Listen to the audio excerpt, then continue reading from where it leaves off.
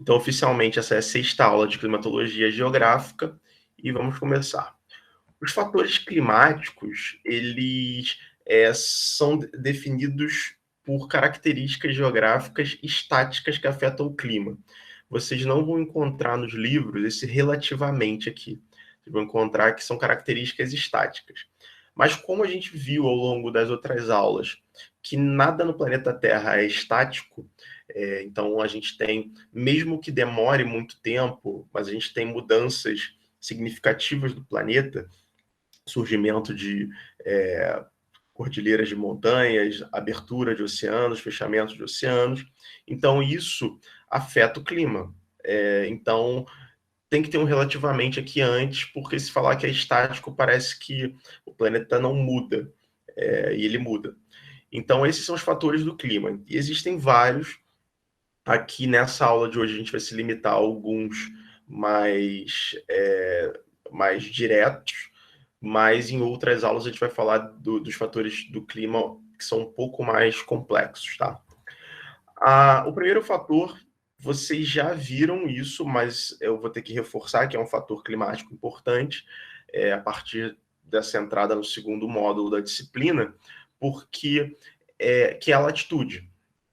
Que quanto mais alta a latitude, tanto para norte quanto para sul, vai ser menor as médias de temperatura. A tendência vai ser essa.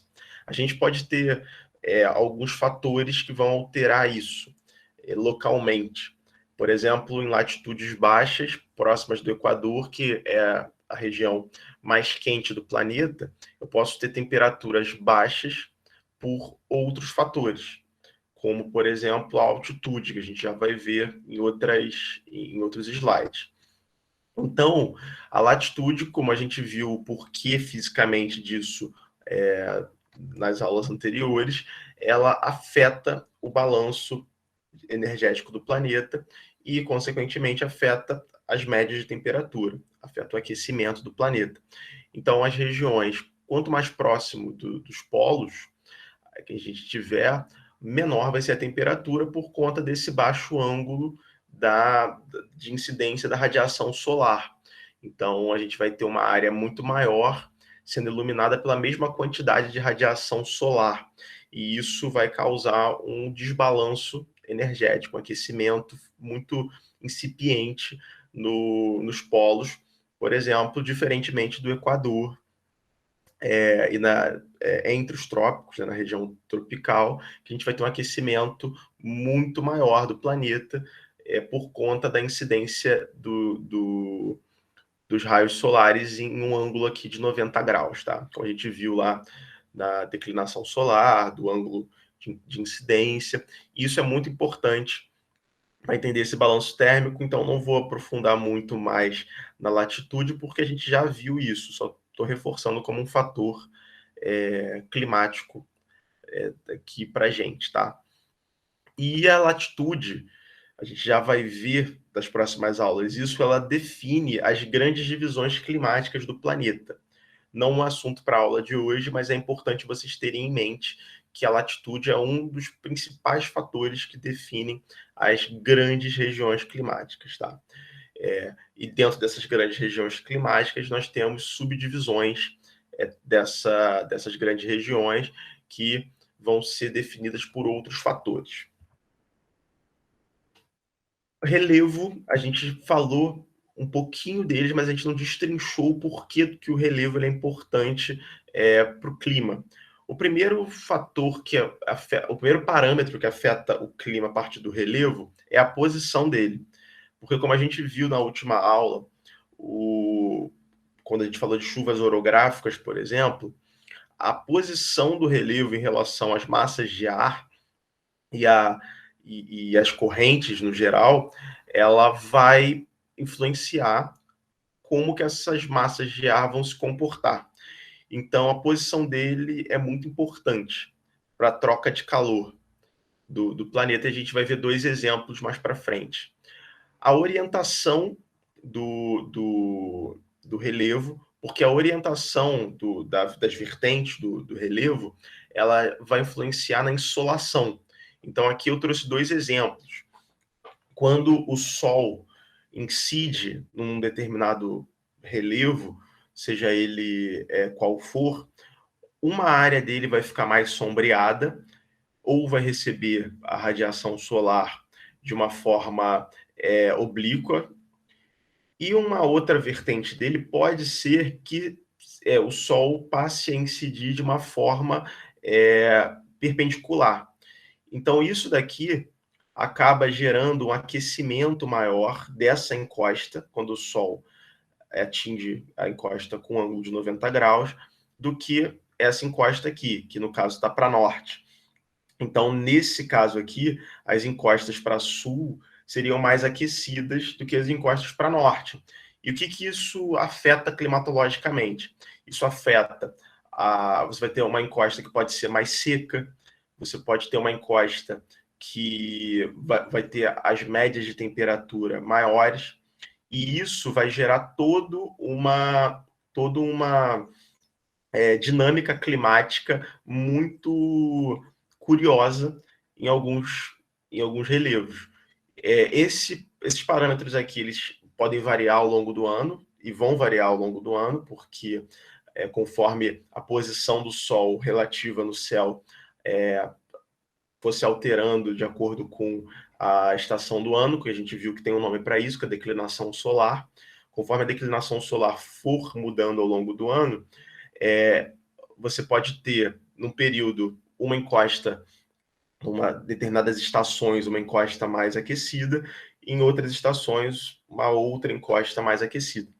Além disso, a orientação das vertentes vai influenciar no sombreamento. Você pode ter áreas que ficam permanentemente sombreadas, ou áreas que ficam por bastante período de tempo sombreada, por conta da orientação dessa vertente, do relevo. Isso influencia também no tipo de vegetação que ali vai se estabelecer,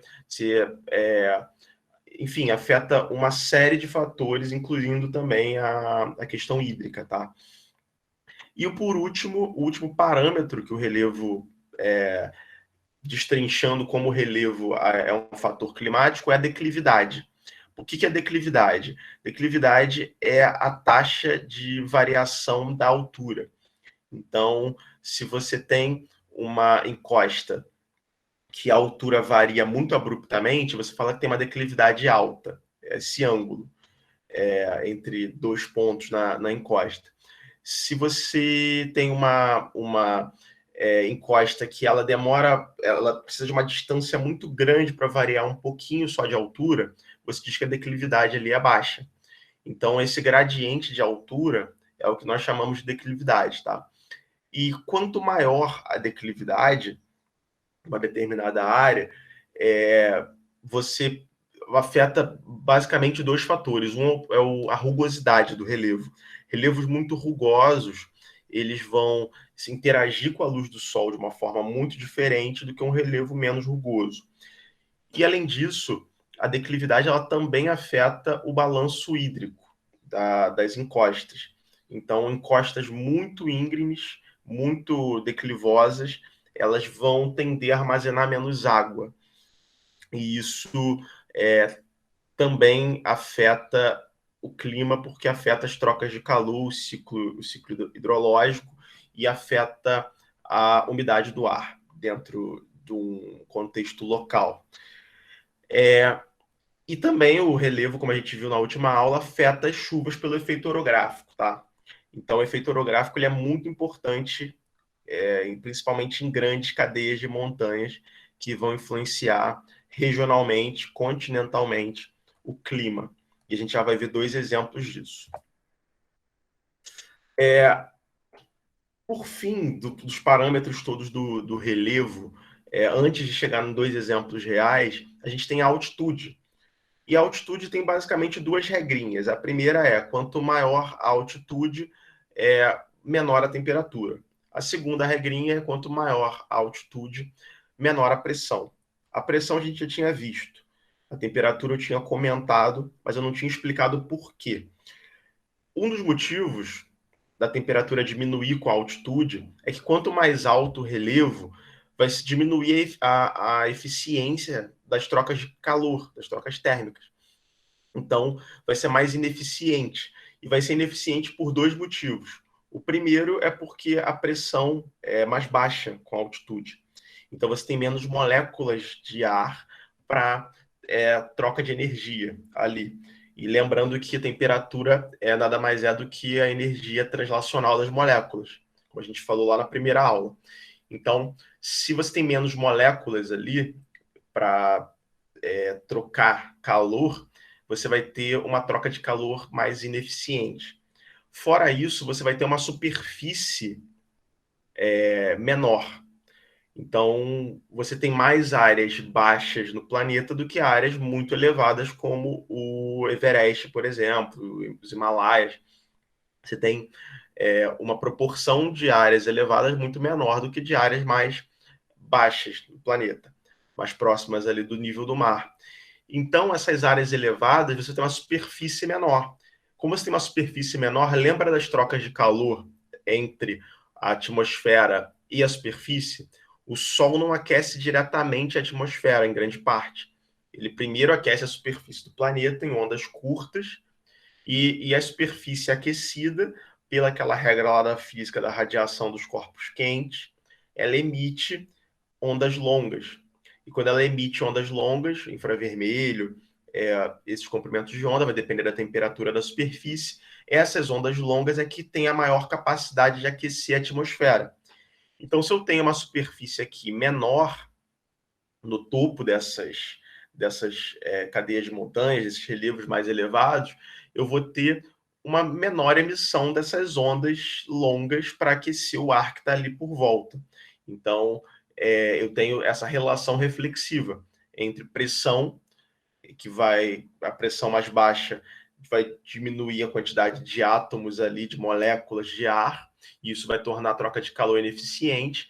E eu também tenho a questão dos próprios mecanismos de troca de calor entre o aquecimento por radiação eletromagnética e a superfície. Todo mundo entendeu até aí? Posso seguir? Quem tiver alguma dúvida, fica à vontade para perguntar, senão a gente segue. Alguém levantou a mão, pode falar, fica à vontade. Sim. Só não ficou claro para mim a questão da posição quando você está falando sobre relevo. A posição seria o quê? A gente vai ver agora a posição do relevo em relação principalmente em relação à orientação, né? Norte-sul, leste-oeste. A gente vai ver agora dois exemplos, vai ficar mais claro. Show, valeu. Mas bem colocado. Obrigado. Os Andes, aqui, é o primeiro exemplo que a gente vai dar. A orientação dele é norte-sul.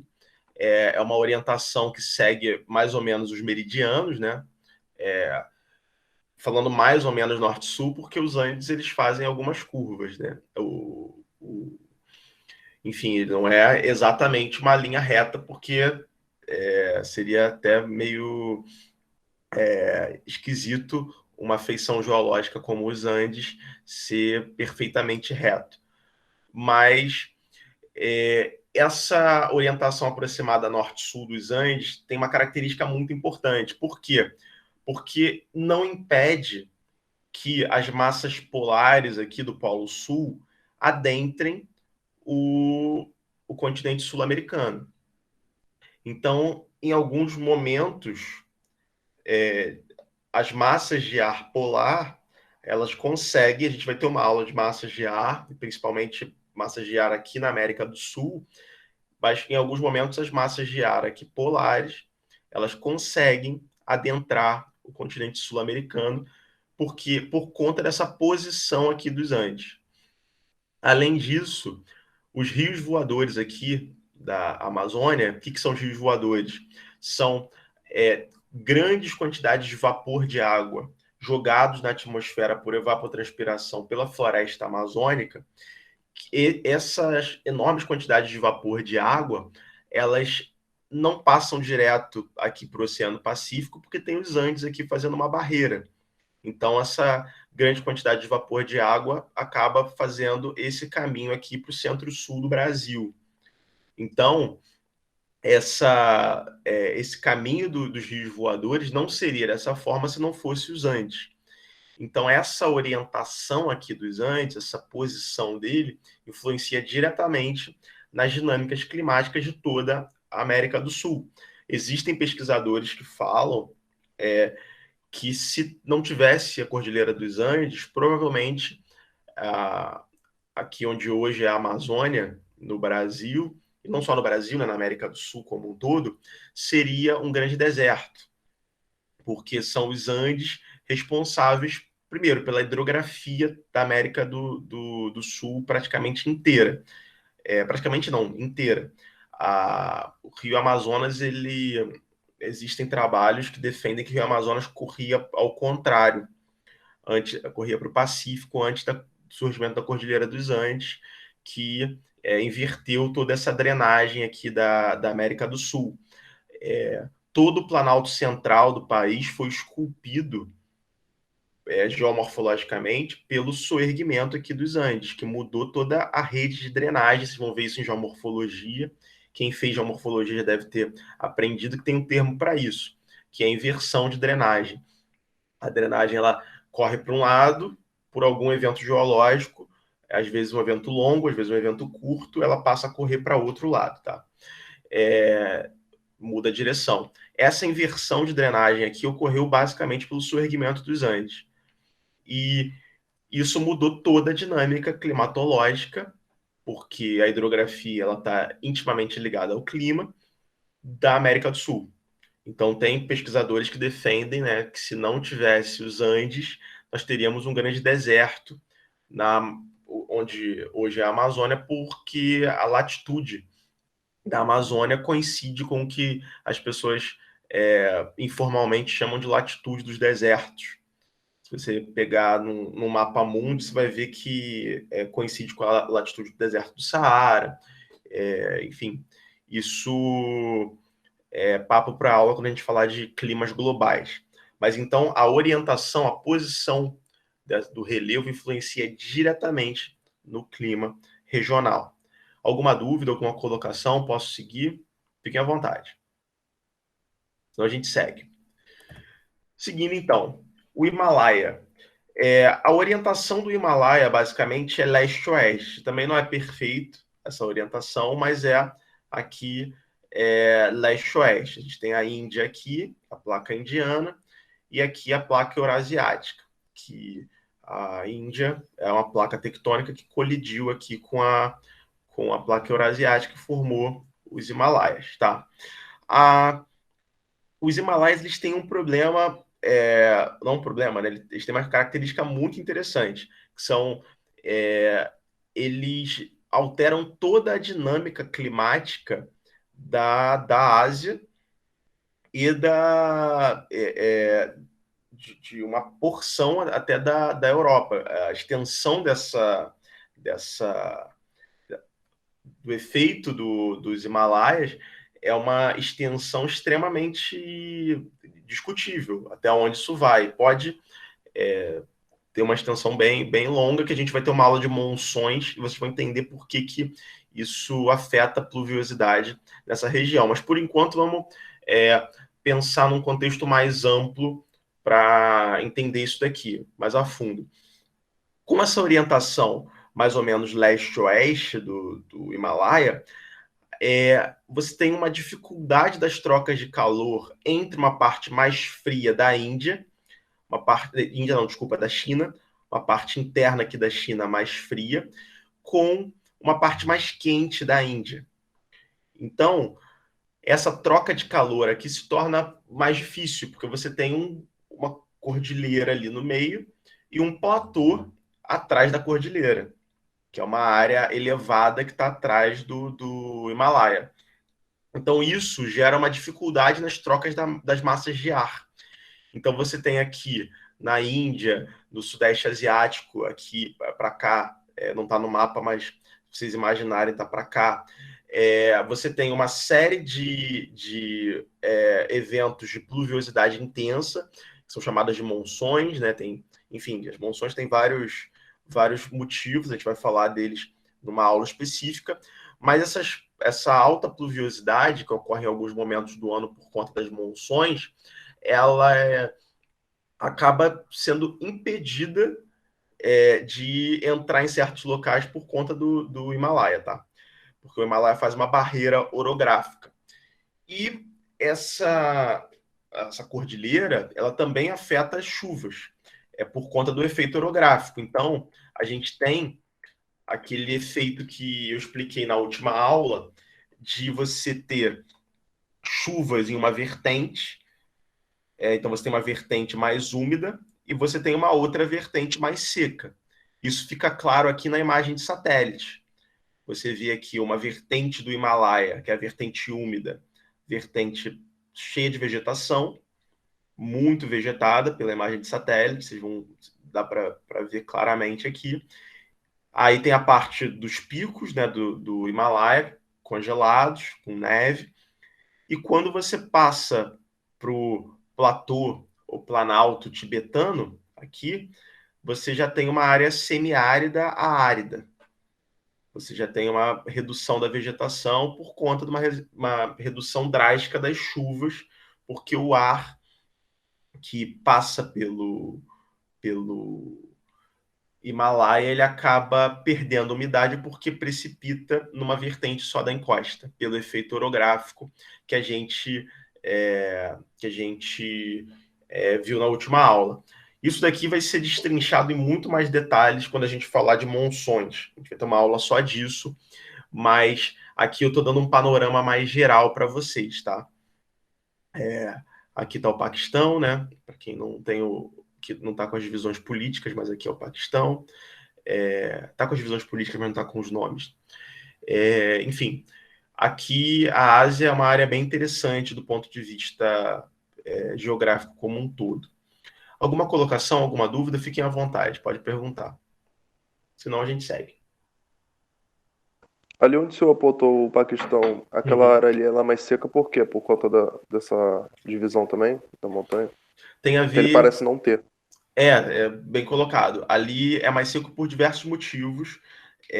Um dos motivos são correntes marítimas, né? E outros motivos são as próprias monções. Mas isso a gente vai entender melhor quando a gente tiver uma aula disso, porque se eu explicar agora vai ficar confuso. Mas tem o efeito da continentalidade aqui também, e a gente tem que pensar na latitude disso daqui associado com o que vem para cá, né? Porque aqui no Paquistão e tal tem toda a questão do Oriente Médio e do efeito daquela região ali que tem umas correntes marítimas muito diferentes. Então a gente precisa ter uma aula de correntes marítimas, uma aula de massas de ar, e para conseguir entender isso de uma forma global. Mas tem a ver com esses dois fatores. Mas é bem mais seco. É uma área árida, semiárida. Não só aqui o Paquistão, mas o Oriente Médio como um todo. Quando você vai andando para cá, você tem uma área muito seca. Tem influência também do deserto do Saara. Enfim, tem que ver isso num panorama mais global e vocês precisam de algumas aulas a mais para entender isso a fundo. Mas muito bem observado. Para cá é uma área bem, bem mais seca. E se alguém não tiver mais, alguém tem mais alguma dúvida, fique à vontade, que a gente segue para os outros fatores. Vou beber uma água aqui. E mais um fator climático, que é a vegetação. Na verdade, a vegetação ela não é um fator climático único. Na verdade, em livros vocês vão encontrar cobertura do terreno como fator climático, porque não existe só vegetação de cobertura do terreno. Existem as massas de água, existem áreas com albedos diferentes, lembra do albedo? Então, áreas que trocam calor com a radiação vinda do Sol de forma diferente na superfície do planeta. Uma área com determinado tipo de solo, determinada geologia, com construções, vai trocar calor de uma forma diferente com o ambiente. Só que aqui eu dei um foco na vegetação, porque a vegetação ela tem um papel regulatório muito importante. o papel regulatório no nos ciclos biogeoquímicos, a gente viu na última aula, ciclo do oxigênio, ciclo do carbono, ciclo do nitrogênio, ciclo da água, e ela principalmente regula a temperatura e a umidade. Todo mundo aqui já deve ter reparado que uma área vegetada, não precisa nem ter muita vegetação, a sombra de uma árvore, ela é mais úmida e mais fresca do que uma sombra normal, de um telhado. Isso porque a vegetação ela está absorvendo parte da radiação solar e transformando aquela radiação ali, aquela energia luminosa, em energia química, está armazenando aquilo em forma de moléculas complexas. Então, essa troca essa transferência energética de energia luminosa para energia térmica não, desculpa, para energia química, isso é um fator que já afeta ali as trocas de calor. Além disso, a temperatura é regulada porque a vegetação gera um sombreamento. E além do sombreamento, a vegetação ela transpira, que a gente viu na última aula da evapotranspiração, e além de transpirar, ela armazena, tanto na copa das árvores, nos troncos, no solo da floresta, no que a gente chama de serrapilheira, que é essa camada de matéria morta aqui, de folhas, galhos mortos. Essas camadas elas armazenam água. Então aumenta a umidade do solo. Associado a isso, as raízes das plantas favorecem a absorção de água pelo solo, porque as raízes são caminhos preferenciais para a água da chuva. Então, você tem um estoque de água na floresta que é feito de diversas formas e por diversos caminhos, e esse estoque de água, de umidade, ele vai sendo gradativamente liberado para o ar em forma de vapor de água. E quando você tem a transformação da água líquida em água em forma de vapor, em vapor de água, você vai ter um resfriamento pela troca de calor, porque a água precisa de uma quantidade de energia para mudar de estado. Então, como ela precisa dessa quantidade de energia para mudar de estado, você tem um resfriamento. É por isso que a gente sua. Quando a gente sua, a gente resfria o nosso corpo pela evaporação do nosso suor. Tanto é que áreas muito secas, que o suor evapora muito rápido, você sente muito mais calor. Do que você tem uma sensação assim de esquisita, porque o seu suor não evapora lentamente ali, roubando o calor de você. Então, a vegetação ela tem esse papel de regular a temperatura. Eu já falei isso em outras aulas, mas o pessoal fica falando, é mentira que a Amazônia é o pulmão do mundo. Realmente, é mentira. A Amazônia não é o pulmão do mundo, porque a produção de oxigênio, a maior parte dela está nos oceanos. Mas a Amazônia ela é o ar-condicionado do mundo, porque é uma mega floresta que joga na atmosfera uma quantidade absurda de vapor de água e ajuda a amenizar a temperatura regional ali aqui, né, na América do Sul, e isso tem efeitos em massas de ar global, tá? E regionais. Então, a floresta, a vegetação, né, não só a floresta, mas qualquer vegetação, ela tem um papel importantíssimo como um serviço ecológico no clima. E incluindo aqui no clima os ciclos biogeoquímicos, incluindo o ciclo da água, tá? Então, a vegetação é fundamental para o controle de umidade e temperatura, uma localidade. E a gente tem uma série de efeitos climáticos do desmatamento que a gente vai destrinchar alguns deles, principalmente a liberação de dióxido de carbono e metano na atmosfera, na aula que a gente vai ter sobre aquecimento global, mas além da liberação de gases estufa, porque lembrando, as árvores, não só as árvores, né, os organismos vivos como um todo, mas no caso da vegetação, aqui que é o nosso foco, você tem a armazenagem de carbono atmosférico em moléculas complexas.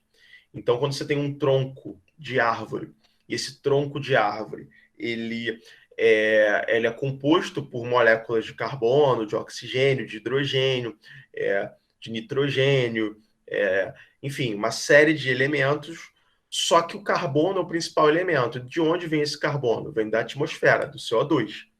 Então, se você queima um tronco de árvore, você devolve para a atmosfera um carbono que aquela planta ali tinha fixado em forma de uma outra molécula.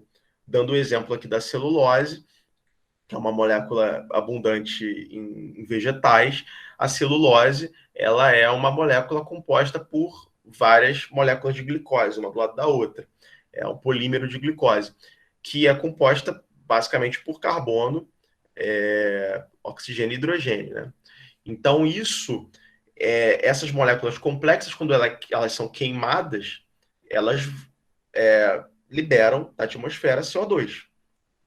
E a decomposição em ambiente, principalmente anaeróbico, dessa matéria orgânica, libera também metano. Então, em áreas alagadas, essa matéria orgânica em decomposição ali, do desmatamento, pode gerar metano também. E isso vai aumentar os gases de estufa na atmosfera. Metano e gás carbônico, dióxido de carbono, são 2 gases de estufa. Você vai ter alteração do ciclo hidrológico, porque sem a cobertura vegetal, todos aqueles serviços ambientais que eu falei, da raiz da planta, favorecer a penetração da água da chuva no solo, a serrapilheira, que é a camada de matéria orgânica, a própria retenção de umidade pela copa das árvores, a contribuição para a evapotranspiração, tudo isso vai ser perdido quando eu desmato, ou parcialmente perdido, né? Porque quando desmata, logo depois, às vezes cresce uma vegetação ali pioneira, que a gente chama, que é um matinho, às vezes até umas árvores com o tronco lenhoso, mas de baixo porte. Então, mas mesmo assim não é um sistema tão complexo como uma floresta desenvolvida. Então você afeta o ciclo hidrológico. Tanto é que muitos países do mundo, incluindo até o nosso Código Florestal, ele valoriza a preservação de vegetação ciliar e vegetação por volta das nascentes dos rios. Tem até toda uma metragem para isso. Vocês que são do bacharelado, quando se formarem, muitos vão trabalhar com licenciamento ambiental e vão lidar diretamente com esse tipo de situação, que você tem que manter um raio de área vegetada numa nascente, num rio, enfim, qualquer corpo hídrico, porque essa vegetação vai ajudar a manter o corpo hídrico saudável, vai ajudar a manter a nascente ativa ali. Tem país que paga fazendeiros, donos de propriedade, para manter a vegetação preservada por volta das nascentes. Porque se você cortar a vegetação, você pode até secar essas nascentes. Isso aconteceu no Rio de Janeiro, na Floresta da Tijuca. Para quem não sabe, a Floresta da Tijuca ela foi desmatada para plantar café e teve uma crise hídrica no Rio de Janeiro. Aí, eu não lembro o nome do cara, mas é um cara famoso, da história da Floresta da Tijuca, que junto com um escravo, se eu não me engano, na época, replantou toda a Floresta da Tijuca. Então, hoje, quando a gente vai na Floresta da Tijuca, os núcleos florestais originais são muito pequenininhos.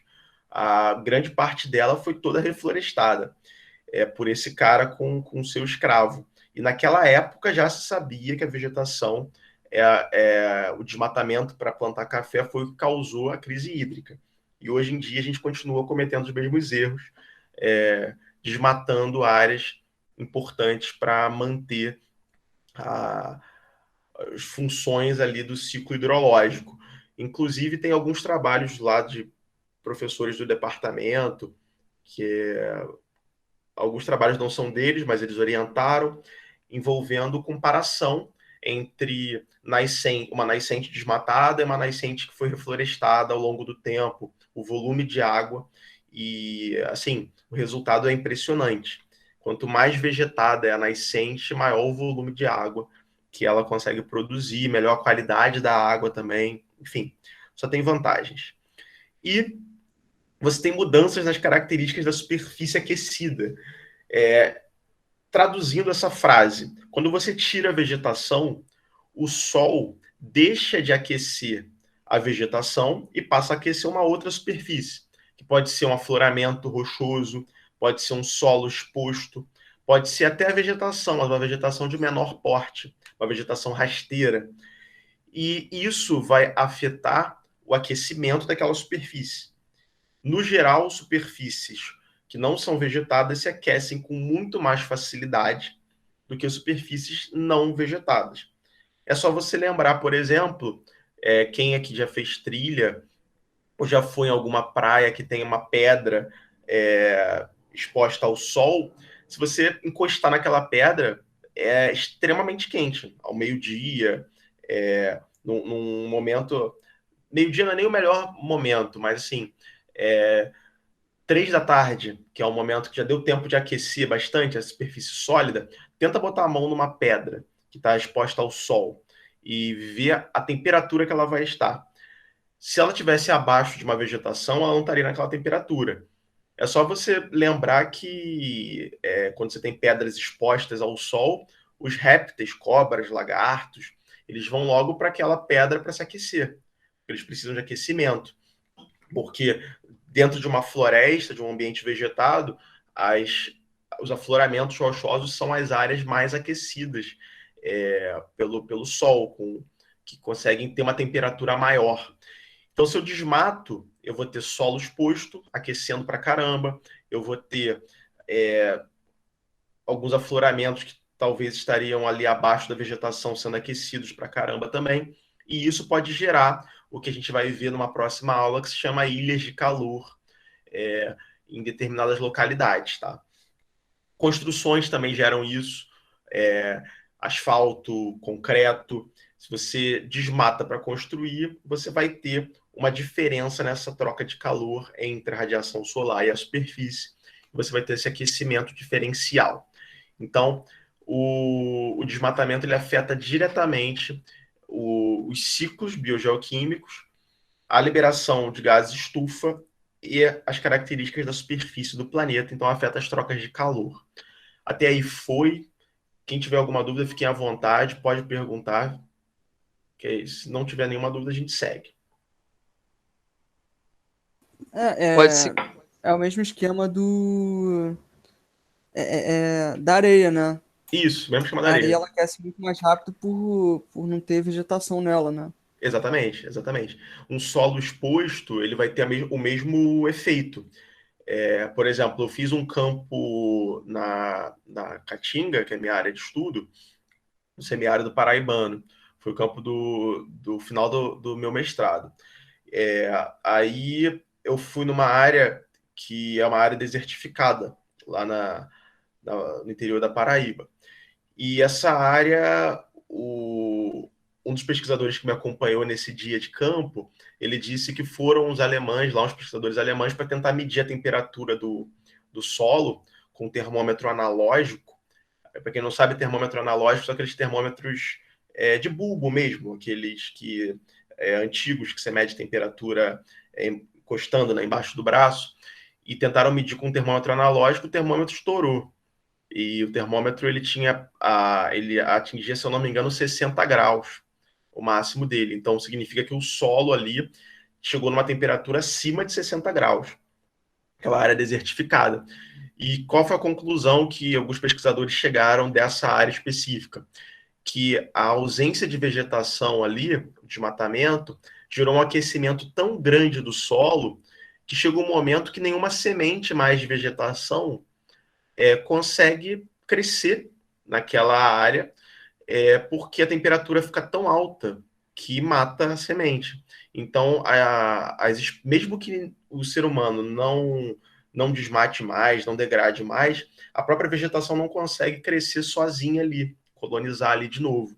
Então, tem vários estudos e várias propostas de intervenção humana nessas áreas, no caso do semiárido, né, para você conseguir evitar esse aquecimento e essa falta de capacidade das sementes se estabelecer ali. Aí tem algumas soluções, uma delas é sombrear, outra é cobrir o solo com camadas de matéria orgânica, fazer o replantio com espécies já... espécies não, com plantas já em tamanho grande, né, já estabelecidas, não por semente. Enfim, tem algumas soluções que aí o pessoal da engenharia ambiental, o pessoal da biologia vai experimentar, até o pessoal da geografia também vai desenvolvendo técnicas para isso, mas só estou citando aqui um problema real que acontece agora no semiárido brasileiro. Você desmata, você afeta a temperatura do solo a um ponto que, dependendo da área que você esteja ali no semiárido, não vai crescer mais nada, se não tiver intervenção humana ali para recuperar aquela área. Então, isso acontece na Amazônia também, que é uma área que tem uma insolação altíssima, porque está próximo do Equador, né? Ali, então, você recebe uma insolação muito grande. Se você tira, mesmo sendo uma área muito nebulosa, com bastante nuvem, se você tira a vegetação, os solos da Amazônia são solos inférteis. Eles não são solos férteis. O que mantém a floresta de pé é a própria floresta, basicamente, os próprios ciclos geoquímicos ali. Então você afeta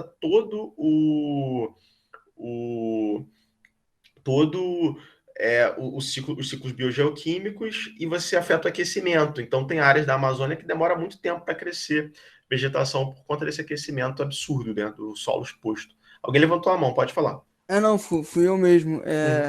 Que é o seguinte, então é possível recuperar esse solo desertizado. Eu não sei Sim. se é o efeito de desertização ou desertificação. Tem vários nomes, né? Porque, inclusive, agora em setembro deve sair um capítulo de livro, eu acho que é setembro, tem que confirmar, que eu escrevi sobre o semiárido, que eu critico um pouco o termo desertificação no Brasil, usar esse termo aqui no Brasil. Mas para não entrar num looping, eu posso até dar uma aula sobre isso para vocês entenderem o porquê, mas existem vários termos ambíguos. Por exemplo, tem aridização, desertificação, tem desertificação, tem outro que você falou que... como é que é? Desertização. Desertização. Que eu aprendi isso na escola, assim, que um é por efeitos naturais e o outro seria por ação humana, né? Isso é balela, desculpa te informar, mas os livros escolares têm isso, mas isso é balela, não existe definição disso. Desertização, aridização, savanização, tem semiaridização. Tem um artigo até da década de 80, que lista, se eu não me engano, mais de 35 termos que são sinônimos de desertificação. E desses 35 termos, ninguém sabe definir nenhum deles. Porque a desertificação, se você pegar a definição, ela é uma definição que engloba não só fatores físicos, mas engloba índice de desenvolvimento humano, envolve pobreza, envolve perda de riqueza. Então, é um termo muito frouxo. Do ponto de vista estritamente físico, a desertificação seria um momento em que para de haver processos... onde passa a dominar processos eólicos. Vocês provavelmente não fizeram geomorfologia ainda, mas, resumindo, é um momento em que o vento passa a ser o agente geomorfológico mais importante da região. Então, fisicamente, seria essa a definição de desertificação. Mas não é essa a definição formal que os órgãos como o IPCC, como os órgãos internacionais utilizam. Eles utilizam um conceito muito mais amplo. Então, essa diferença entre desertização e desertificação, na prática, não existe na literatura. Os termos são usados eles são intercambiáveis, são termos muito frouxos e são muito difíceis de definir. Mas isso, se vocês quiserem, eu posso falar no final, se sobrar tempo, falar especificamente sobre isso para vocês. Mas a desertificação, ela é um termo para vocês saberem isso agora. A gente vai ter uma aula que eu vou falar de desertificação, mas não vou aprofundar nessas partes teóricas. Vou ficar ali no café com leite. Mas é um termo muito, mas muito, mas muito frouxo. Cada um usa para aplicar do jeito que quiser. E eu, por exemplo, como estudo semiárido, não sou o dono da razão, mas eu defendo que o termo desertificação não pode ser usado no Brasil, mas o termo ideal seria degradação. Mas aí é uma opinião, e eu justifico isso cientificamente, mas tem vários pesquisadores e até professores do departamento que não vão concordar comigo. Mas aí é o grande debate acadêmico que a gente faz enfim, em congresso, em artigo. Mas é só para vocês entenderem que tem uma complexidade muito grande nesses termos. Nas geociências como um todo tem muita briga de termo. Vocês vão ver isso, vocês estão começando agora o curso, vocês vão ver isso ao longo desses anos aí de curso, que muitas coisas não são consenso, muitas coisas são termos frouxos, utilizado de uma forma muito sem saber o que é, e enfim, mas falei demais, mas é só para vocês terem essa noção. Então, Deu para pegar. beleza. Seguindo aqui. Mas antes, esqueci de perguntar, alguém tem mais alguma colocação? Fiquem à vontade, pode falar, tirar alguma dúvida, pode ser inclusive sobre desertificação, desertização, fiquem à vontade. Senão a gente segue. Seguindo, então. Maritimidade e continentalidade. A diferença de temperatura e umidade de áreas próximas dos mares e distantes dos mares é muito significativa. Mas antes eu preciso dar um exemplo para vocês, para ficar claro. Não sei se vocês gostam tanto quanto eu de programas desses fakes aí de sobrevivência, tipo do Bear Grylls e tal. Os caras, se vocês já repararam, já viram algum programa, ou já viram na vida de vocês essa seguinte situação: um deserto que de dia tem 50 graus de temperatura, no pico de temperatura, assim, no momento mais quente do dia, bate 50 graus, e à noite faz temperaturas abaixo de zero. Não sei se vocês já viram isso na vida de vocês em algum momento. Largados e pelados não tem, não. Não tem, não. Geralmente só floresta. Só floresta. Brasília. Oi, A cidade de Brasília é meio assim também, embora não seja um deserto, mas também tem essa questão. Sim, Brasília tem isso. O próprio semiárido tem um pouco isso. À noite pode fazer mais frio do que você imagina para uma área como o semiárido. E isso tem uma explicação, que é a continentalidade e a maritimidade. Vocês devem ter visto no ensino médio. Isso de uma forma um pouco mais superficial. E o que acontece por conta disso? Isso tem uma explicação muito simples, que é a capacidade de retenção de calor de corpos hídricos, que é completamente diferente da capacidade de retenção de calor de materiais sólidos, e também tem a ver com a umidade presente no ar, tá? Então, grandes corpos hídricos, não só os mares, apesar do nome ser maritimidade, esse fenômeno pode ocorrer com grandes lagos também. A mecânica vai ser a mesma. E afeta o clima. Claro que grandes corpos hídricos, como grandes lagos, vão afetar isso de uma forma mais reduzida, uma escala reduzida. Um oceano, que a maior parte da superfície da Terra é composta por água, né?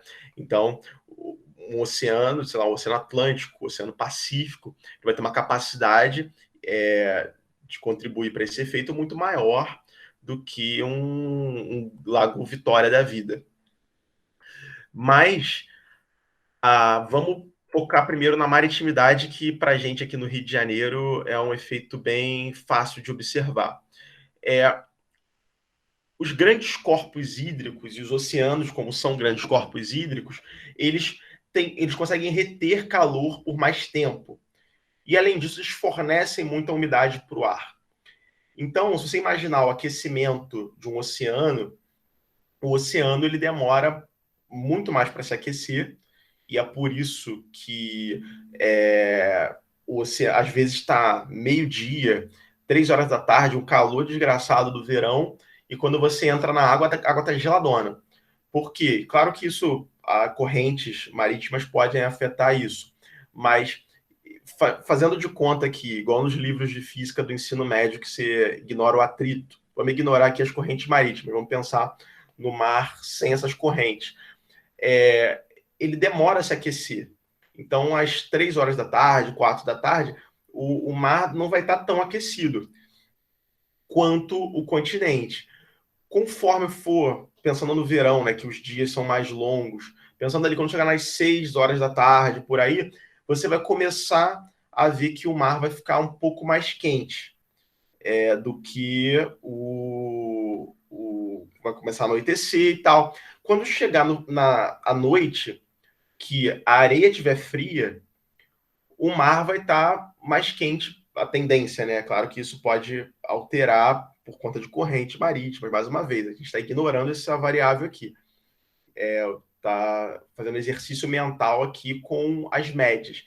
O mar vai estar mais quente do que o continente à noite. Isso por quê?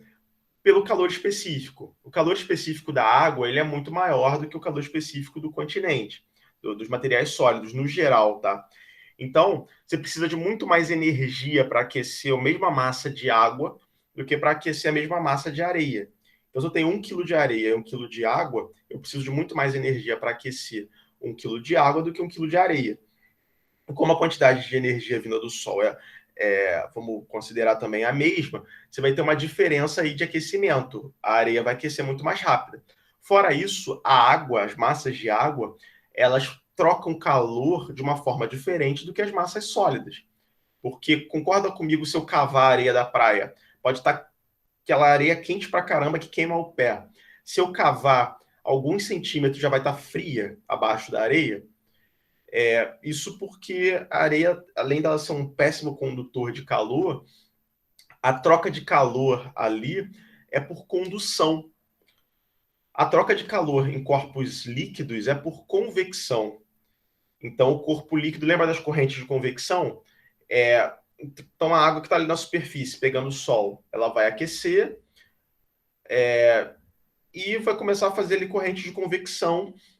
E essas correntes de convecção, elas vão distribuir o calor de uma forma mais eficiente do que nos sólidos.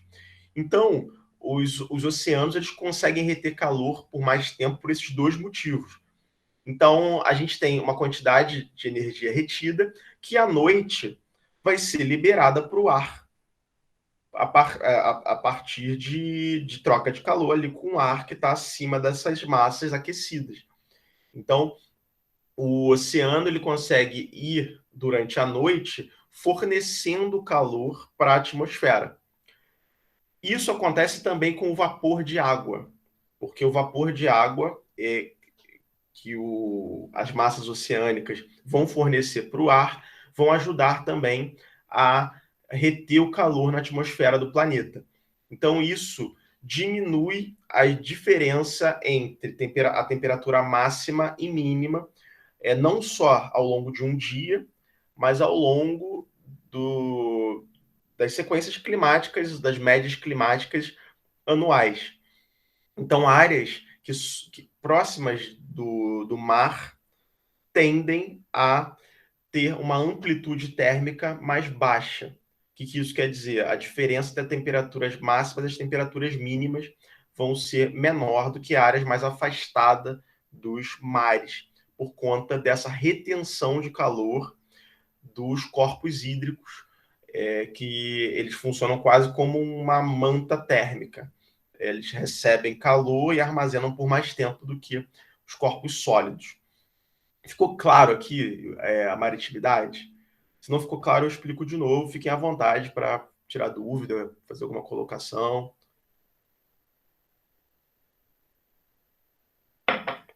Uma coisa importante de vocês entenderem é que a maritimidade ela não é um fator que atua isoladamente.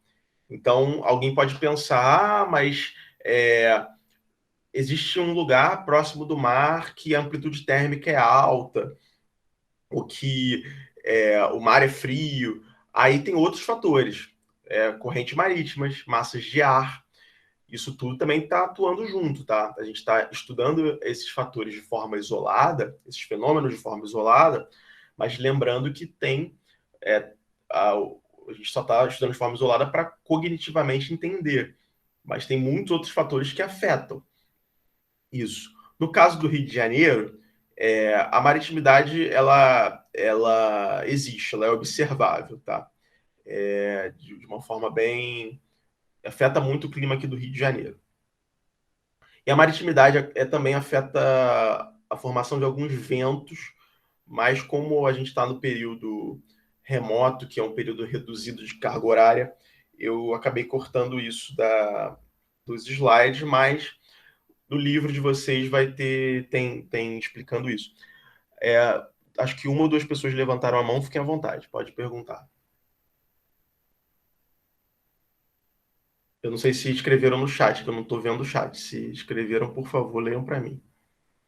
Foi sem querer, professora. Eu apertei sem querer, desculpa. Não, tranquilo, relaxa. Acontece. Então, vamos seguir. A continentalidade. Continentalidade é exatamente o oposto.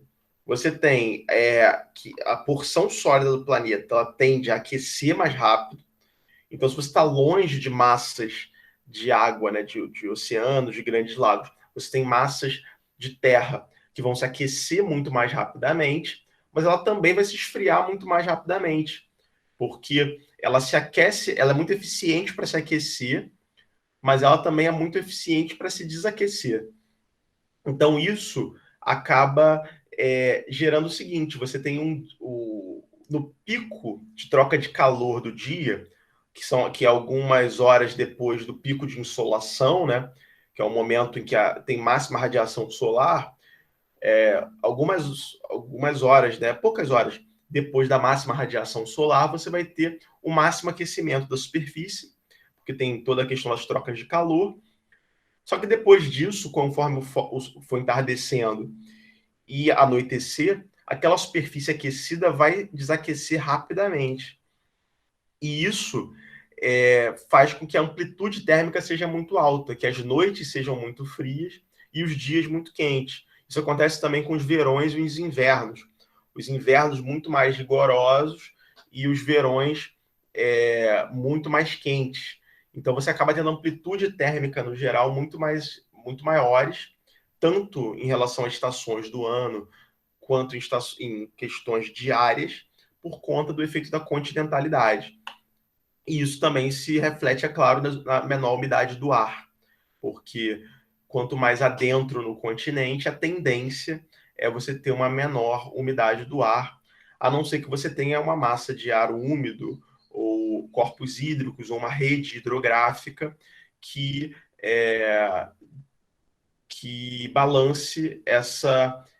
balanceie, na verdade, essa distribuição de umidade ali dentro do continente. Tranquilo? E aqui é o exemplo do Saara. Tem até um fato curioso, que aqueles teóricos entre muitas aspas, tá? Porque não são teóricos, para ser teoria tem que ter rigor científico, lá dos alienígenas do passado, essas coisas que o History Channel adora passar, eles falavam que tinha que os ETs ficavam movendo umas pedras aqui no pavimento do deserto, porque era muito comum quando chegar em alguns desertos, você vê algumas pedras muito pesadas com uma trilha, como se elas tivessem sido movidas no pavimento desértico, então ficava a marca como se elas tivessem sido arrastadas. E algumas pedras bem pesadas. E ninguém conseguia explicar isso, e os caras falando que era ET. Assim, cada um acredita no que quiser, mas, cara, o alienígena fez uma viagem intergaláctica para ficar movendo pedra no deserto para assustar o humano. Não faz muito sentido. Aí, o que eles descobriram? Que, na verdade, isso era devido ao congelamento do pavimento desértico. Porque você tem o orvalho ali, porque o deserto ele não tem umidade zero, então você tem o orvalho ali condensando na areia, ali no pavimento, e como está muito frio, é o ponto de congelamento, então você faz ali uma camadinha de gelo. E essa camadinha de gelo acaba funcionando como uma pista de patins de patins no gelo, né? Aquela patinação ali no gelo. A pedra acaba deslizando ali sobre o gelo, e como tem ventos muito fortes, os ventos conseguem, como o atrito é muito baixo, a pedra acaba sendo arrastada e formando umas trilhas enormes do arraste dessas pedras pelo vento no pavimento do deserto congelado. Isso é bem interessante. Tem um nome para essas trilhas, eu não lembro do nome, mas se eu achar algum vídeo, alguma coisa sobre isso, eu mostro para vocês posto lá no Classroom como curiosidade. Mas só para vocês terem uma ideia de como a amplitude térmica é grande no deserto. À noite, se tiver alguma umidade ali, a umidade congela. É muito como se fosse uma geada no deserto. É muito, muito estranho isso para a gente que não está acostumado com o deserto. E também neva no deserto do Saara. Tem várias fotos de quando neva no deserto do Saara. Inclusive nevou recentemente, tem uns poucos anos. E é um fenômeno realmente muito bonito. E aqui é um esquema da maritimidade da continentalidade, mostrando os verões e os invernos. Então você tem o litoral, muito com chuvas relativamente abundantes por conta da umidade vinda do mar, o equilíbrio ali entre o aquecimento, porque chove bastante, então a chuva acaba equilibrando, não deixando aquecer tanto as superfícies sólidas. Em compensação, à noite, você tem as massas oceânicas fornecendo temperatura para o ar e mantendo a temperatura um pouco mais aquecida. E no interior, você vai ter também, no verão, chuvas um pouco mais abundantes, mas você vai ter muito aquecimento, porque no geral, você vai ter superfícies assim expostas, né, que vão se aquecer com muito mais facilidade, sem massas de água para equilibrar isso, essa troca de calor, vai dar uma diminuída. E no inverno, você vai ter vai continuar tendo chuvas abundantes nas partes litorâneas, e no interior, isso daqui é num contexto de clima temperado, tá? E no interior você vai ter já uma queda de temperatura absurda, porque você vai ter um resfriamento muito, muito maior, você vai ter uma insolação menor, né? Então você vai ter uma troca de calor ali muito pequena, então você vai favorecer um resfriamento tão grande que vai acabar tendo queda de neve. Então você vai ter uma amplitude térmica entre os verões e os invernos muito maior no interior do continente do que no litoral. Você tem uma amplitude térmica menor. Alguém tem alguma dúvida? Fiquem à vontade para perguntar. Continuando, então. É o último slide. Tinha esquecido que eu tinha reduzido a aula de hoje.